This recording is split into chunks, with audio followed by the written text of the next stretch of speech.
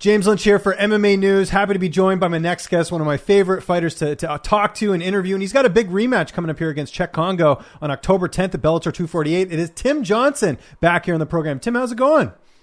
Not too bad. How about yourself? No complaints, man. Really great catching up with you. Now, I got to clear something up here because I saw that this was the main event, and then I've been hearing some rumblings that, this has been moved to the co-main event, that Michael Page and Ross Houston is now the main event, and I just checked Tapology before I came on here, and it says you're in the co-main event. So what's the deal? Are you the main event or not? I actually had no idea if I was going to be main or co-main. I assumed by the poster that we were main. I'm like, oh, all right, sweet.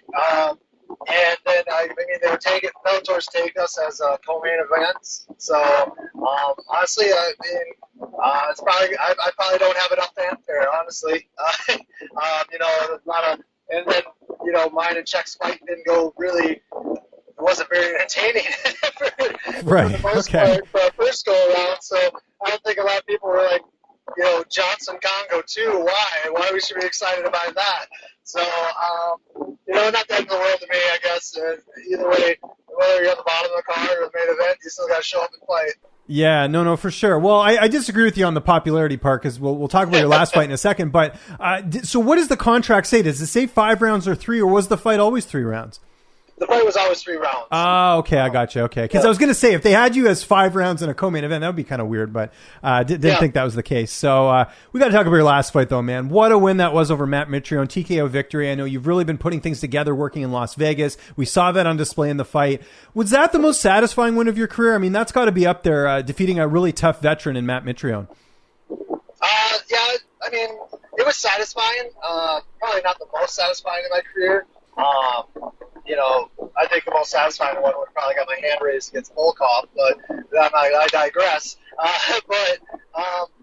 It's just, I think the attrition's maybe starting to kick in a little bit. Been out in Vegas now almost 2 years. November will be 2 years. And, it's just not, people make camp changes and want instant results. I think you just got to take time in those camps. I think things are finally starting to come through a little bit. Yeah, because if I remember correctly, the last time I spoke, and it has been a while, I was just checking on Skype here. I think it was 2018 the last time we spoke. And so you're now immersed in Vegas, because I know before you were sort of doing your camps in Vegas and then living still at home in Minnesota, but you're now like a full-fledged resident now. Yep. Moved out here in November of 18, so right after the Cheick Kongo fight. Okay, gotcha. That makes sense. Are you happy to get this rematch? I mean, it's always nice to be able to avenge a loss, and he's still a pretty big name in the sport. So, were you happy to get this matchup? More so. It's just kind of where he's at. I think he's. Is he still next in line or the number 1 contender? I don't know. Maybe yes, because what happened with Bader was a no contest. So I would assume that he would still be the contender. But a win with him puts me right where I kind of want to be, and it has nothing to do with.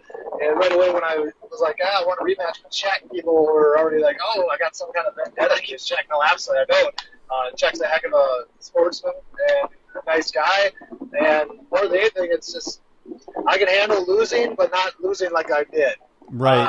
I want to go out there and be proud of my performance and lose, not a little fluky thing that happened there. Yes. But with that said, it's still heavyweight. Who knows? Maybe this time I get knocked out in 30 seconds, or maybe he does. I don't know. It is what it is. It's a heavyweight fight. Yeah. No, I agree with you. Where do you feel like he's improved since the last time you guys fought? It has been a couple of years now. I just think he's probably getting grooved more with his craft of being a little wily, old wily veteran. He's not going to push the pace. He's going to he's going to wait for you to make your mistake, and then he's going to capitalize on that. And that's definitely kind of in the last couple of years, it's kind of more his fight game as opposed to what it was 10 years ago, is now capitalizing on mistakes. And kind of same question to you. Where do you feel like you've improved? It seems like they just need to put you as the underdog every single time, and then you'll come out with a great performance. That's what's happened in the last 2 fights, right? I'm happy with being an underdog. Somewhere along the line, a lot of people think that I'm just a shitty fighter. And I'm like, all right, just keep thinking that. I don't really care. I'm in the sport because I enjoy it. I love it. Win or lose, I just want to go have fun. But I think I'm finally starting to get confident in standing in front of someone and striking. What a lot of people fail to don't know about me. Like, I've been wrestling. I've been fighting since 2010. It was my first professional fight, but I didn't train. I just went out there and wrestled people on the regional level. I've only been actually training since 2014. Like, now things in my hands are actually starting to feel comfortable with where my feet, my footwork, everything's maybe finally starting to come together a little bit for me. Yeah, no, it's been great those last couple performances, and I think part of that too is the full-time move to Vegas. One of the things I love about Extreme Couture is that you have so many bodies in the gym as far as heavyweight training partners. Roy Nelson, I know Vinny Magalesh kind of bounces between both weight classes. Who are some of the main ones you've been getting to work with for this camp? I see. Probably been working a lot with Misha and Carl and Ronnie Marks, and Francis came back last week, so we're getting a lot of rounds with Francis. And yeah, you're right. It's kind of a bit of a heavyweights paradise out here right now. I mean, it's how do you want to get raked all the day? You want to go get choked out by Ronnie or Vinny? You want to go get your head clocked in by Francis or Carl or Roy? You want to go get feel like you're going against the Terminator when you're wrestling with Misha, trying to keep pace with him. Yeah. It's just pick your poison. No, it's crazy the amount of talent that's in there. Another guy I wanted to give a quick shout out to, Mitchell Sipe, who I know is a heavyweight prospect. We saw him last in LFA. What's it like getting to work with a young up and coming kid like himself, who I know also dabbles a bit in boxing as well? Yeah, I know. Mitch has got a fight coming up tonight or tomorrow or Saturday, a boxing match. And he kind of switched. After his fight out there in Sioux Falls, he started going to the boxing gym, and that's when so I haven't seen too much of Mitch recently. He's been just kind of strictly boxing right now. But yeah, Mitch is just that young little piss and vinegar kid that it's fun having him around because he's so upbeat, so just excited about everything all the time. And speaking of training partners, Ngannou, what's it like training with him? Because I know he's been with the team now for a little bit, kind of like yourself. Like, he's been immersed in the Vegas camp for a while. How's it getting to take a punch from one of the hardest hitters in the heavyweight division? It's really nice for mindset wise.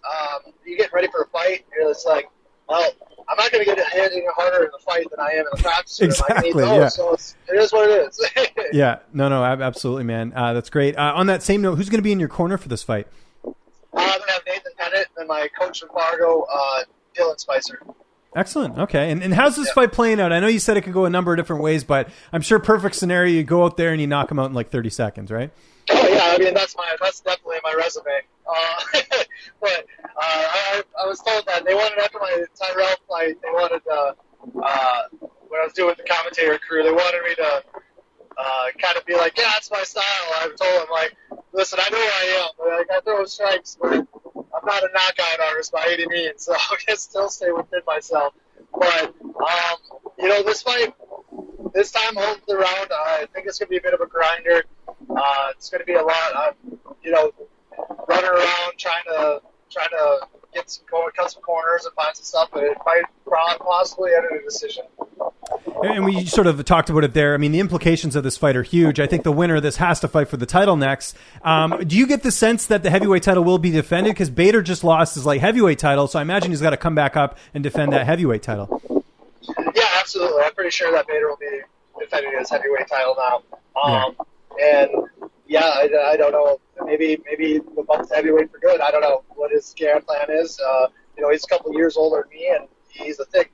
Ryan's a thick guy, and I can't imagine cutting down 205s that easy. He poses a lot of problems on heavyweights. He's a very athletic guy, very strong. I mean, even at light heavyweight, he punches just as hard as a heavyweight does. I mean, yeah, I think probably for the foreseeable future that Brian probably will be a heavyweight, but who knows?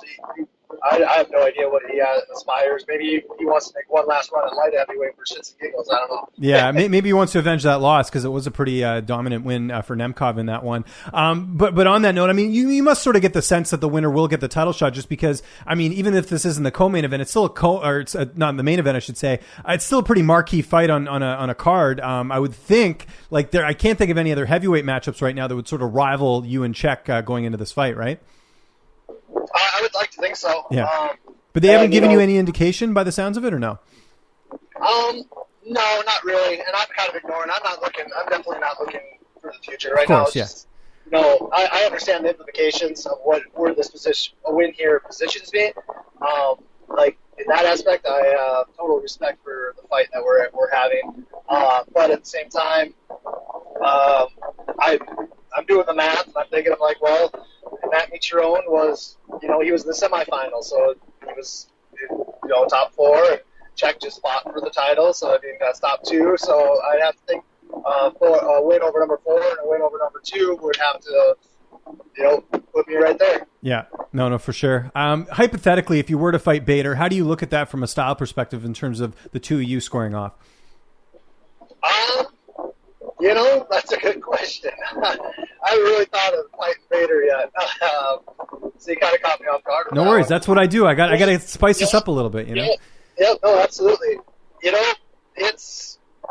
could go a couple different ways. Maybe a couple of wrestlers don't just want to sit there and try to punch each other, or maybe a couple of wrestlers who think they're boxers go back to their wrestling ways. I don't know. Probably a lot of intermixing, a lot of like true MMA, wrestle to strike, strike to wrestle, that type of stuff. Okay, like the honesty there. This fight's on October 10th. You got a little one on the way coming on the 14th. I don't know if you've ever had to deal with this before, where you have, you're going to be a dad, and you got this fight coming up. How are you dealing with that heading into the fight? Right now it's just getting our house in order, getting the nursery ready, and getting everything kind of in order for people to come visit.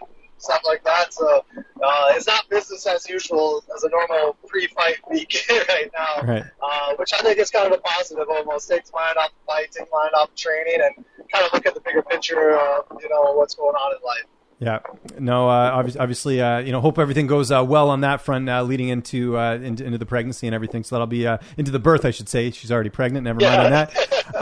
Are you watching any Minnesota sports? I know you're a Vikings guy, right? If I'm not mistaken, the last time we spoke. Yeah, I kind of gave up on them. I like the honesty. I knew, they kind of lost me for, it's a lot of what the front office did the off season and who they were signing and all that stuff. I was just shaking my head at. And now I'm hoping they tank. Like, I want them to lose every game so we can finally draft a quarterback in the top 10 for the first time in franchise history. Yeah. But no, they're probably going to do just good enough to get, like, a Big 10 out of the draft, so we're not going to be able to get Trevor Lawrence, and then that's just going to more mediocrity. Yeah, no, for sure. It can be difficult to be a Vikings fan. And then sort of on my last question here, kind of on that note, what's it been like, being a guy from Minnesota? A lot of Minnesota fighters are sort of, coming up on the rise. We have, Mo Green in the UFC. We had Colin Huckbody win on Contender Series. Do you follow that at all, or do you kind of keep tabs on the Minnesota fighters, sort of making their name, kind of like you did, making your path? Yeah, a little bit. I mean, MMA is a kind of a small community the way it is, especially when you get regional and you get out there in the kind of more of the boondocks of the U.S. You kind of know a lot more people. And we're like, Maurice trains at, Brock Larson's, his head coach, and we interchange our gyms, train Brock's come up and help me out in a lot of camps. So I mean, we all kind of follow everybody. Yeah, it's cool. And also John Castaneda as well. I don't know if you saw, he got signed as well. Lost his debut fight, but that's still cool to see that, because there aren't too many fighters from there, so that's kind of neat. So yeah, absolutely. Good stuff. Tim, thanks so much for the time. Always a pleasure. Best of luck with the rest of camp, and obviously with everything going on with fatherhood and all that. Just remind people where they can find you on social media, and if you got any sponsors or shout outs you want to promote here, the floor is yours. Yeah, absolutely. You can find me on Instagram and Twitter. My handles are TBear2. I have a Facebook athlete page. Just call it Timothy Johnson. Athlete. You should hunt it down. And then sponsors, I got H&I Nutrition out of Fargo, Container Pros, Texas Oil Group, veteran-owned, and GSO is a veteran-owned company that helps veterans sign veterans. And if you guys got any money that you want to spend, go to Veteran, and go find it on Instagram or whatever. Go spend $5, and you can get a chance to win a Harley Davidson motorcycle, or $20,000 goes to a great cause for a veteran cause. So, check it out.